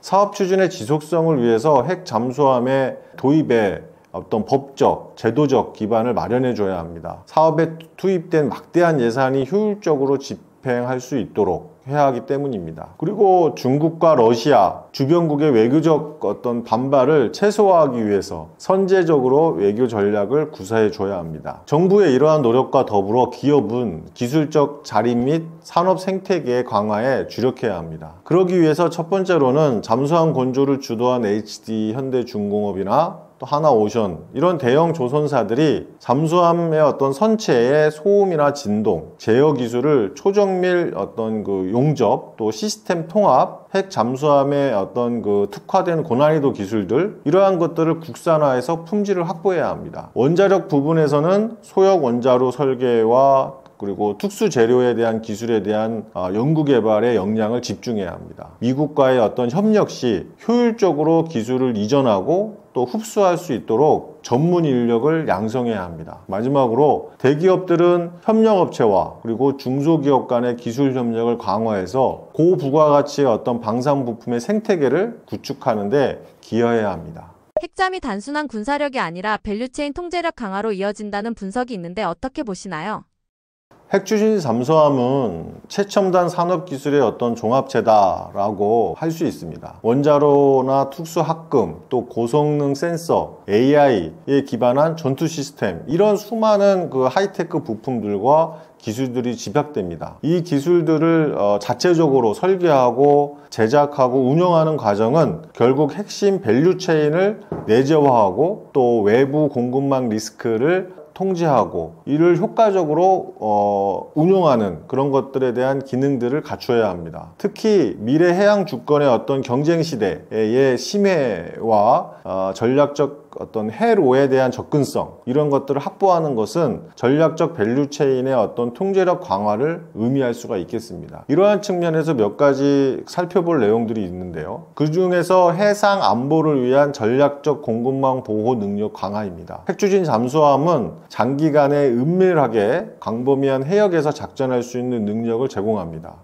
이는 한국에 의존하는 핵심 해상 교통로를 유사시 안전하게 보호할 수 있도록 전략적 자산을 확보하는 의미가 있습니다. 한국은 에너지와 원자력의 대부분을 해상 수송에 의존하고 있고, 핵추진 잠수함이 제공하는 강력한 해양 억지력을 해상 무역으로 봉쇄 위협에 사전에 차단함으로써 국가 핵심 공급망의 안정성과 또 직접적으로 여러 가지 보장하는 효과를 가져올 수 있습니다. 그렇기 때문에 핵 잠수함은 단순한 군사력뿐만 아니라 경제 안보의 핵심 기반 시설을 지키는 전략적 보험 역할을 수행할 수가 있는 것입니다. 핵추진 잠수함의 사업 자체가 미국 중심의 어떤 첨단 기술 공급망에 한국이 깊숙이 편입되는 계기가 될 수 있습니다. 미국으로부터 원자로 기술과 또 핵 연료 그리고 핵심 부품들을 공급받아서 기술 협력을 진행하는 과정은 한국 방위산업의 핵심 기술 생태계를 더욱더 한층 수준을 높이는 것이고, 미국과의 어떤 상호 의존적인 관계 속에서 미국의 주도한 첨단 방산 또 원자력 공급망 내에서 한국의 어떤 지위를 격상시키고 또 잠재적으로 미국 주도의 어떤 국제 공급망의 통제력을 간접적으로 강화하는 그런 효과를 가져올 수도 있습니다. 특히 필라델피아의 건조와 같은 어떤 협상 방식은 미국 내 어떤 제조 공급망까지 연결되어 있기 때문에 어떤 경제와 안보와 결합된 새로운 형태의 구축되는 사항들이 있겠습니다. 핵잠 추진이 관련 산업의 기술 고도화로 이어질 수 있다고 보시나요?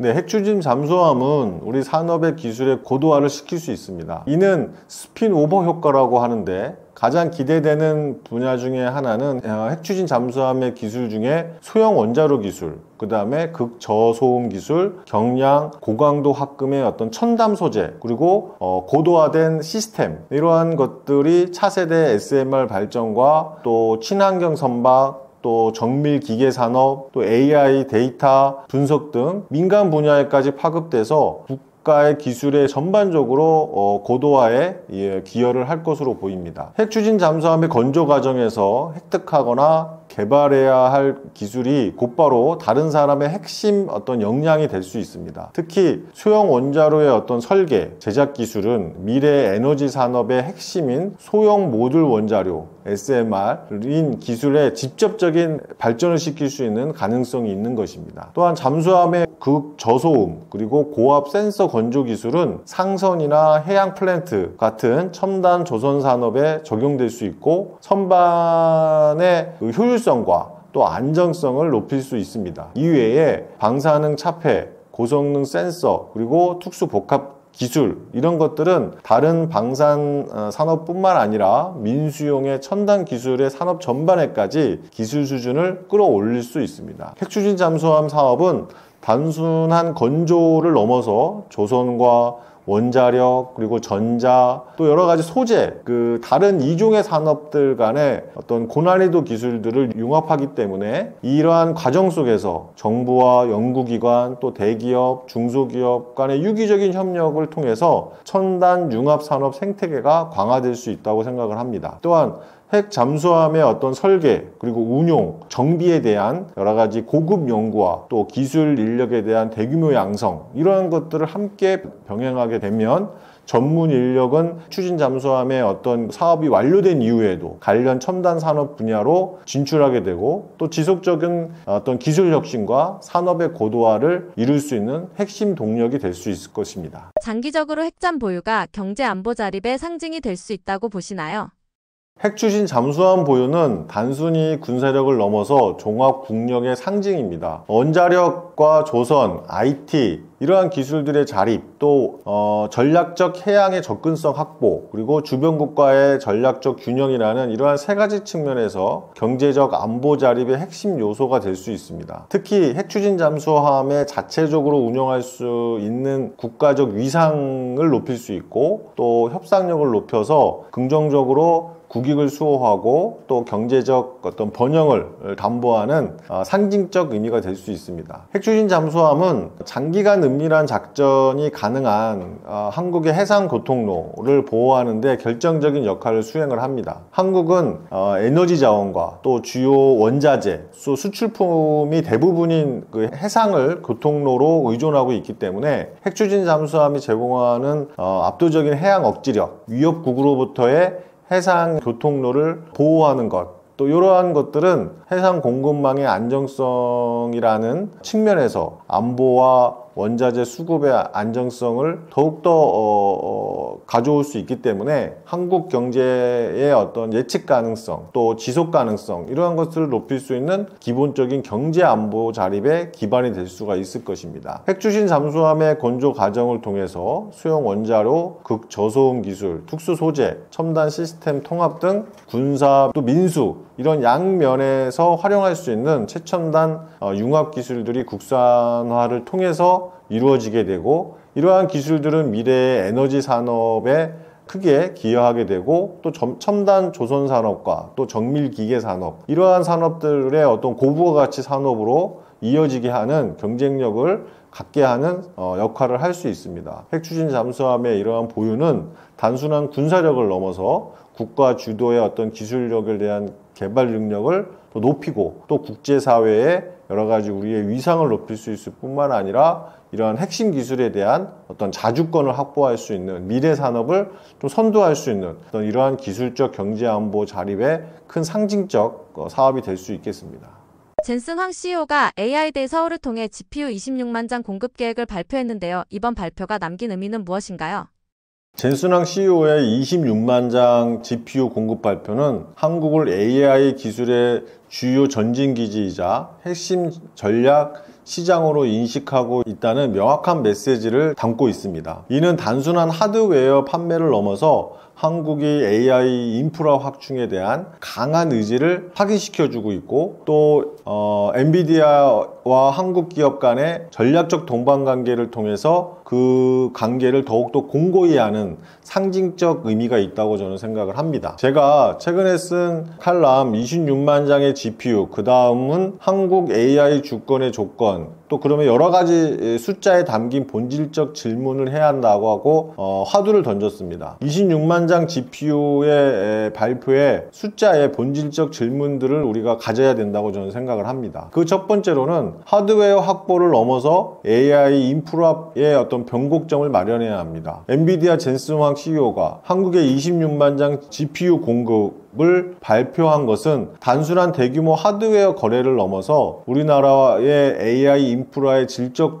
도약을 예고하는 변곡점이기 때문입니다. 이 막대한 양의 그 GPU는 국내 기업과 연구소들이 거대한 언어 모델을 개발하고 또 AI 서비스의 확장을 할 수 있는 필수적인 연산 자원은 될 수 있습니다. 이러한 것들의 기반하에 한국은 AI 시대의 경쟁에서 뒤처지지 않고 글로벌 빅테크와 대등하게 경쟁할 수 있는 하드웨어적 최소 조건은 충족했다라고 봅니다. 그러나 이 숫자에 도취되는 것이 아니라 이 GPU의 활용을 통해서 어떠한 새로운 가치 창출을 할 것인가, 즉 속도가 아닌 방향에 대한 근본적인 질문을 우리가 던질 필요가 있다라고 저는 생각을 하고 있습니다. 26만 장의 GPU 확보는 한국의 AI 산업의 밸류체인 내에서 어떠한 위치를 점했는지에 대한 결단을 요구합니다. 현재 한국은 메모리 제조 강국이지만 GPU 설계는 엔비디아가 하고 있고 AI 플랫폼은 구글이, 오픈 AI는 글로벌 빅테크가 주도하고 있습니다. 제가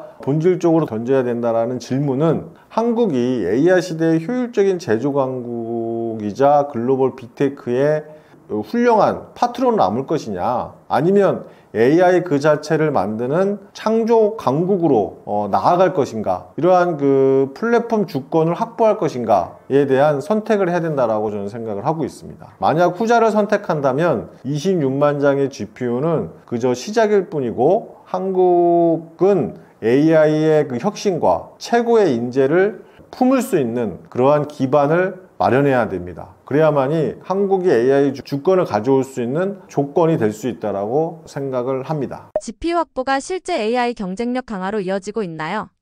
GPU는 AI 경쟁력 강화의 필수적인 조건이지만 충분 조건은 아닙니다. GPU의 확보는 대규모 언어 모델, 우리가 LLM이라고 하는 이 대규모 언어 모델의 학습과 배포를 위한 기반 체력을 높여줄 수 있습니다. 하지만 실제 경쟁력은 양질의 데이터, 또 창의적인 어떤 모델 설계 능력, 그리고 이를 활용해서 혁신적인 서비스를 만들어내는 소프트웨어 역량에 달려 있습니다. 한국은 하드웨어 경쟁력을 소프트웨어 생태계 강화로 연결하는 데 집중해야 합니다. GPU는 도구일 뿐이고 우리가 연금술사가 부재한 딜레마에 빠지면 안 됩니다. GPU의 확보는 AI 경쟁력을 위한 필수적인 하드웨어적 최소 조건이지만 이것이 곧바로 실제적인 AI 경쟁력 강화로 이어지기는 어렵습니다. GPU는 엄청난 양의 데이터를 빠르게 처리하는 연산 도구에 불과합니다. 진정한 경쟁력은 이 도구를 사용해서 새로운 가치와 혁신적인 모델을 만들어내는 것이 중요합니다. 이러한 자원을 활용해서 세계를 선도할 만한 독창적인 파운데이션 모델을 개발하거나 AI 기술을 실제 산업에 접목시키는 킬러 어플리케이션을 창출하지 못한다면 결국 확보된 GPU는 해외 빅테크의 모델을 학습시키거나 따라잡는 내만 소모될 위협에 있습니다. 하드웨어의 양을 넘어서 인재의 질이 경쟁력의 핵심인 이유가 여기에 있습니다. GPU의 확보의 의미가 실제 경쟁력 강화로 이어지기 위해서는 AI 플랫폼 종속에서 벗어나려는 노력이 병행되어야 합니다. 엔비디아의 GPU를 사용한다는 것은 엔비디아가 배포한 소프트웨어 큐바와 같은 특정 소프트웨어 상태에서 종속되었다는 의미를 가지고 있습니다. 이는 기술적 자율성을 제약할 수 있습니다. 따라서 GPU 확보와 동시에 토종 AI 플랫폼 개발에 집중적인 투자가 이루어져야 합니다. 더욱 중요한 것은 확보된 GPU를 효과적으로 활용할 수 있도록 양질의 데이터를 구축하는 것입니다. 새로운 AI 서비스의 상용화를 막는 경직된 규제 환경을 선진화하는 작업이 시급합니다. GPU는 씨앗을 뿌린 비옥한 땅, 즉 인프라 제공이지만 씨앗이 잘 자랄 수 있도록 물과 햇빛, 즉 데이터와 규제 혁신이 함께 이루어졌을 때 환경적 요소를 최적화하는 요소가 될 수 있고 정부와 산업계가 전략적 노력을 해야 하는 필수 조건입니다. 현재 한국의 AI 전략은 올바른 방향에 서 있다고 보시나요? 한국 AI 전략은 하드웨어와 또 인프라 구축 측면에서 올바른 방향으로 가고 있다라고 저는 생각을 합니다. 정부와 대기업, 또 데이터 센터, 또 GPU 확보, 이러한 적극적인 노력들이 있기 때문입니다. 하지만 AI 윤리 및 규제 정립, 또 기술 패권의 어떤 경쟁 시대에서의 전략적 기술 선정, 또 대학과 연구기관의 어떤 기초 연구 지원, 이러한 측면에서는 더욱 과감한 투자가 필요하고, 또 특히 이 킬러 어플리케이션의 발굴은 앞으로 우리가 얼마나 이 속도전에 중요한 요소가 될 수 있을 것입니다. 이를 위한 몇 가지 측면을 생각한다면, 현재 한국의 AI 전략은 하드웨어 인프라 확보, 기술 추격에 강하게 집중되어 있습니다. 정부와 민간이 막대한 예산을 투입해서 GPU와 같은 연산 자원을 확보하고 글로벌 빅테크가 개발한 거대한 언어 모델을 따라잡는 토종 LLM 개발에 박차를 가하는 것은 긍정적인 신호일 수 있습니다. 이는 AI 경쟁에 뒤처지지 않기 위한 필수적인 발판 다지기 전략이다 라고 저는 생각을 합니다. 그러나 인프라 모델 개발에만 집중하는 것은 결국 따라잡기 플레임에 갇힐 위협이 있습니다. 진정한 AI 주권은 단순히 해외 기술을 모방하는 것이 아니라 한국만의 독특한 데이터와 그리고 산업 환경에 맞는 킬러 어플리케이션과 원천 기술을 창출하는 우리가 퍼스트 모버의 역할을 해야 합니다. 현재 전략은 올바른 방향으로 나아가고 있지만 이 속도보다는 방향, 전환의 어떤 것이 필요한 시점이라고 저는 생각을 합니다. 한국 AI 전략의 방향이 완전히 올바르다라고 말하기 어려운 가장 큰 이유는 AI 연구술사라 불릴 수 있는 최고 인재의 유입과 데이터 규제 완화, 또 선진화된 하드웨어 속도를 따라잡지 못하고 있기 때문입니다. 아무리 많은 GPU가 확보됐다 하더라도 이 자원을 활용해서 세계를 선도할 수 있는 창의적인 모델, 또 서비스를 설계할 수 있는 인력이 부족하다면 인프라 투자의 어떤 효율성을 떨어뜨리게 되는 것입니다. AI 기술이 다양한 산업 분야에 어떤 혁신을 가져오려면 양질의 데이터의 개방과 또 새로운 서비스의 등장은 매우 중요한 요소가 될 수 있습니다. 한국의 AI 전략이 지속 가능한 올바른 방향으로 나아가기 위해서는 이 기술 개발 중심에서 인재 육성, 또 제도 혁신, 이러한 중심의 무게추를 좀 옮겨서 하드웨어와 소프트웨어가 시너지를 낼 수 있는 이러한 혁신 생태계를 완성해야 합니다. 삼성과 엔비디아 협력이 산업 구조 재편으로 이어질 가능성도 있다고 보시나요? 높은 가능성이 있습니다. 엔비디아와 삼성의 협력은 어떤 단순한 부품 공급을 넘어서 AI 반도체 생태계의 수직적 통합을 가속화할 수 있습니다. 엔비디아가 우리 SK 하이닉스가 주로 하고 있는 메모리 기술에서 앞장서고 있고, 또 이를 전략적으로 삼성과의 협력을 강화하려고 하고 있습니다. 이는 메모리와 또 파운드리, 또 CPU, 이러한 것들이 이어지는 AI 칩 밸류 체인을 새로운 표준을 만들고 시장을 확대하려는 노력이라고 저는 생각을 합니다. 기술 파운더리 경쟁 구도에 영향을 미치는 산업 재편의 어떤 신호탄이 될 수도 있습니다.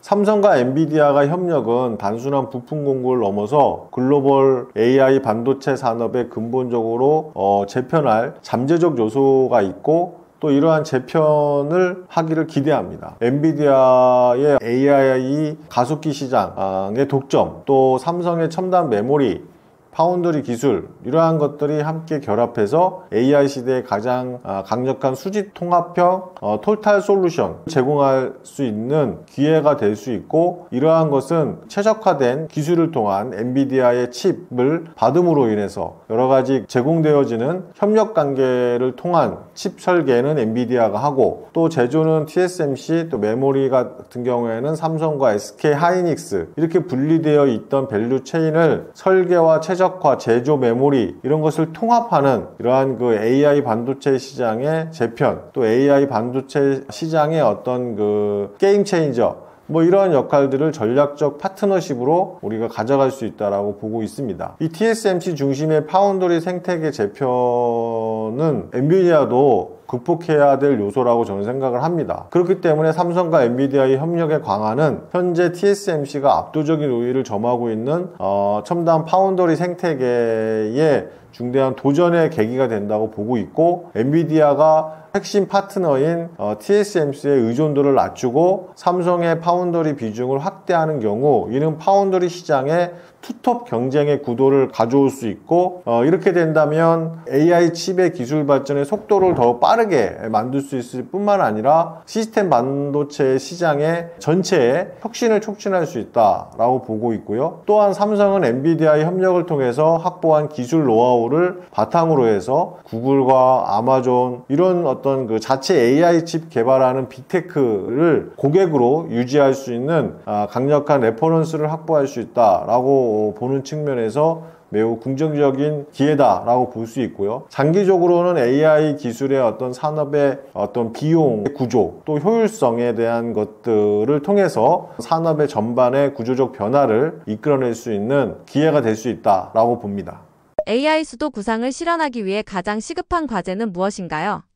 가장 시급한 과제는 고급 AI 인재의 확보입니다. 이러한 GPU는 돈으로 살 수 있습니다. 근데 최고 수준의 어떤 AI 연구자의 개발은 쉽게 만들 수가 없죠. AI 수도의 구상을 실현하기 위해서는 첫 번째로는 규제 샌드박스를 통한 혁신 환경을 조성해야 됩니다. 그리고 두 번째로는 글로벌 수준의 연구 환경과 그리고 처우 제공이 필요합니다. 세 번째로는 해외 인재 유입을 위한 정책적 지원을 통해서 세계적인 AI 인재들이 모일 수 있는 생태계를 구축해야 합니다. 제가 쓴 한국 AI 패권의 분수력, 산업 전환을 위한 골든타임이다 라는 내용으로 몇 가지 내용들을 제안했습니다. AI 수도 구상 실현을 위해서는 방향 전환의 골든타임을 놓치면 안 됩니다. 현재 한국의 AI 수도의 구상을 위해서 가장 시급한 과제는 하드웨어, 즉 GPU의 확보와 같은 어떤 그 추격형 전략을 넘어서 선도형 플랫폼 주권을 확보하는 방향으로 근본적으로 전환을 해야 합니다. 엔비디아가 GPU를 대량 확보하는 것은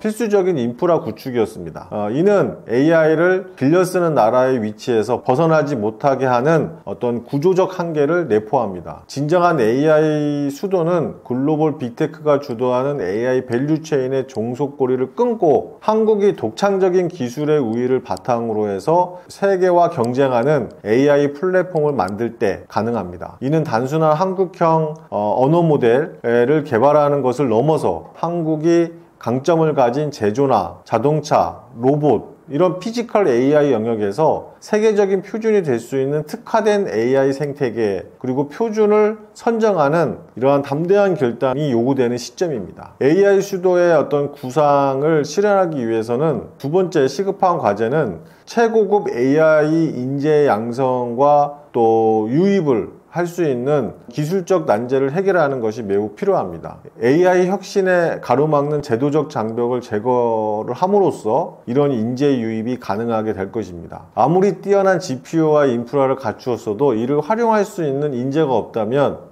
우리는 AI 주권 국가로 거듭날 수 없습니다. 현재 AI 산업의 발전을 위한 법적, 제도적 논리가 진행되고 있는 이 시점에서 제도적 골든타임을 놓치면 안 됩니다. AI 기술의 테스트와 상용화를 가로막는 데이터 활용 규제, 그리고 네거티브 방식의 어떤 정책 전환, 속도감 있게 추진할 필요가 있습니다. 혁신이 막힘없이 실현될 때 AI의 어떤 환경에 대한 생태계가 조성될 수 있고 우리는 AI를 주도하는 국가가 될 수 있습니다.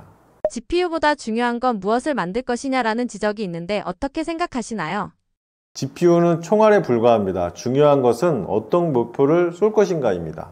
하드웨어적 기반 위의 국가 전략 차원의 AI 킬러 서비스를 기획하고 개발하는 것이 매우 중요합니다. 한국은 헬스케어, 제조, 교육, 국방 등 여러 가지 강점을 가지고 있습니다. 제조 산업의 기반도 가지고 있죠. AI를 접목할 수 있는 글로벌 표준화를 제시할 수 있습니다. 선택과 집중 전략이 필요한 이유입니다. 궁극적으로 인간의 삶의 질을 높일 수 있는 가치 창출형 AI에 초점을 맞춰야 합니다. 이를 위해서 GPU 확보가 연산 인프라라는 필수적인 토대를 제공하는 것은 맞습니다. 하지만 GPU보다 중요한 것은 이 막대한 연산 자원을 가지고 우리는 무엇을 만들 것인가? 가치 창출의 질문에 우리는 답을 해야 합니다. 한국은 지난 수십 년간 반도체 제조 강국으로서 하드웨어의 효율성과 양산 능력을 갖추었습니다. 거기에 집중했습니다. 그러나 AI 시대의 패권은 소프트웨어와 서비스 플랫폼이 결정할 것입니다. GPU는 해외 빅테크의 모델을 학습시키기 위한 도구가 아니라 한국 특유의 산업 환경과 데이터를 활용하는 세계적인 난제를 해결할 수 있는 독창적인 모델을 만드는 데 사용해야 합니다. 한국이 AI 시대의 단순한 하청 공장이 아닌 플랫폼 설계자가 되기 위해서는 이러한 인프라 중심의 사고방식에서 벗어나 혁신적인 AI 서비스 또 제품을 만들어내는 이런 패러다임의 전환이 시급합니다. 그래서 제가 말씀드리는 것은 무엇을 만들 것인가 라는 질문은 결국 누가 만들 것인가와 어떤 혁신의 목표를 할 것인가 라는 두 가지 근본적인 문제로 기결됩니다. GPU를 효율적으로 활용해서 창의적인 AI를 설계하고 구현할 최고급 AI 인재, 즉 AI 아키텍트를 한국의 AI 생태계의 가장 큰 걸림돌로 작용되는데, 이러한 것들을 동시에 이미 포화된 범용 AI 시장을 뒤쫓기보다는 한국만의 강점에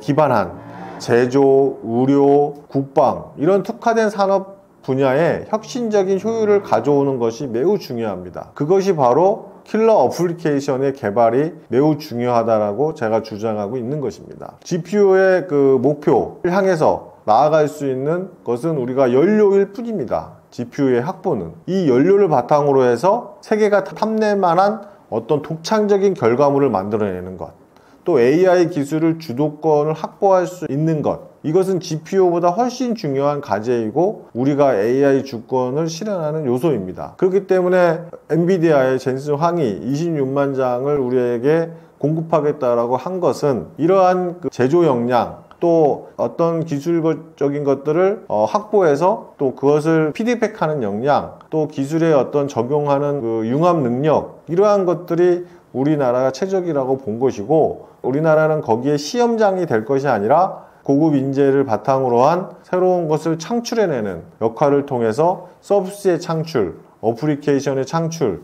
이런 것들을 제공하는 것이 매우 중요하고, 이러한 것들을 제공하는 사람 또는 기업이 앞으로의 부의 주도권을 가져갈 것이라고 저는 생각합니다. 네, 저는 국방융합기술연구소를 운영하고 있고 또 우주항공방산솔루션 노바엑스를 경영하고 있습니다. 국방융합기술연구소에서는 다양한 기술적 내용들을 국방에 적용시키는 것뿐만 아니라 사업의 다각화, 기업의 여러 가지 신사업 발굴, 이러한 것들에 대한 것들을 제공하고 또 컨설팅을 하고 있습니다.